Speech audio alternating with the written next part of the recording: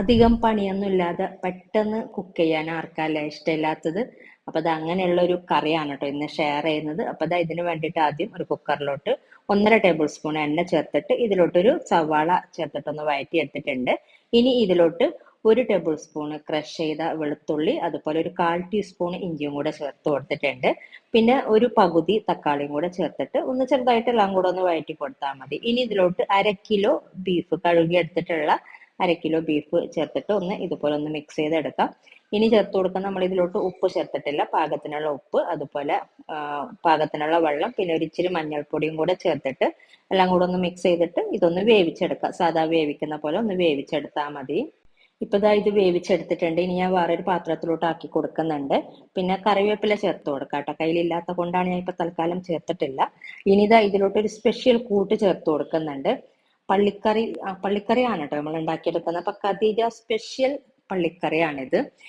ഇതിന്റെ ബാക്കിൽ തന്നെ എഴുതിയിട്ടുണ്ട് ചേർത്ത് കൊടുക്കേണ്ട അളവൊക്കെ. ഒരുപാട് ഇൻഗ്രീഡിയൻസ് ഒന്നും ഇല്ല, നേരത്തെ കാണിച്ച പോലെ. അപ്പൊ എളുപ്പമാണ്. അപ്പൊ ഖദീജ സ്പെഷ്യൽ ബീഫ് പള്ളിക്കറിയാണ്.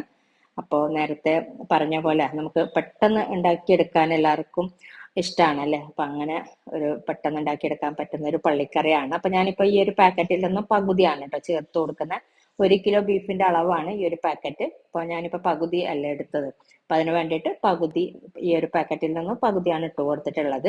ഇനി നമ്മളിത് തിളപ്പിച്ചൊന്ന് വറ്റിച്ചെടുക്കണം. അപ്പോൾ ഇറച്ചി വേവിക്കുമ്പോൾ ഒരുപാട് വെള്ളമൊന്നും ചേർത്ത് കൊടുക്കരുത് കേട്ടോ. നമ്മളിങ്ങനെ വറ്റിച്ചെടുക്കുമ്പോൾ വെന്ത് കൂടുതൽ വേവായി പോകും, ഇറച്ചി കൂടുതൽ വെന്ത് പോകും. അപ്പൊ അതിന് വേണ്ടിയിട്ട് അല്ലെങ്കിൽ 1/4 വേവ് വേവിച്ചെടുത്താലും മതി, ഒരു 90% വേവ് ഒക്കെ വേവിച്ചെടുത്താൽ മതി. ഇനി ഇതുപോലെ ഒന്ന് തിളപ്പിച്ച് ഇങ്ങനെ ഇടക്കിടക്ക് ഇളക്കി കൊടുത്തിട്ട് ഒന്ന് വറ്റിച്ചെടുക്കാം കേട്ടോ. ഒരു ഫ്ലെയിം കുറച്ചിട്ട് വെച്ചാൽ മതി, ഇടക്ക് ഇളക്കി കൊടുത്താൽ മതി, പെട്ടെന്ന് തന്നെ വറ്റി കിട്ടുന്നുണ്ട്. അപ്പൊ നമുക്ക് പെട്ടെന്ന് ഉണ്ടാക്കി എടുക്കാം കേട്ടോ ഈ ഒരു ഖദീജ സ്പെഷ്യൽ പള്ളിക്കറി. നല്ല ടേസ്റ്റ് ഉണ്ട് കഴിക്കാനായിട്ട്. പത്തിരി, ചപ്പാത്തി, അപ്പം, അതുപോലെ നെയ്ച്ചോറ് എല്ലാത്തിന്റെ കൂടെയും നല്ലൊരു കോമ്പിനേഷൻ ആണ്.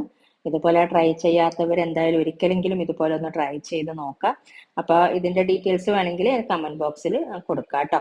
അപ്പൊ എന്തായാലും ഒരിക്കലെങ്കിലും ഉണ്ടാക്കി നോക്കിയിട്ട് നിങ്ങളെ ഫീഡ്ബാക്ക് അറിയിക്കാം.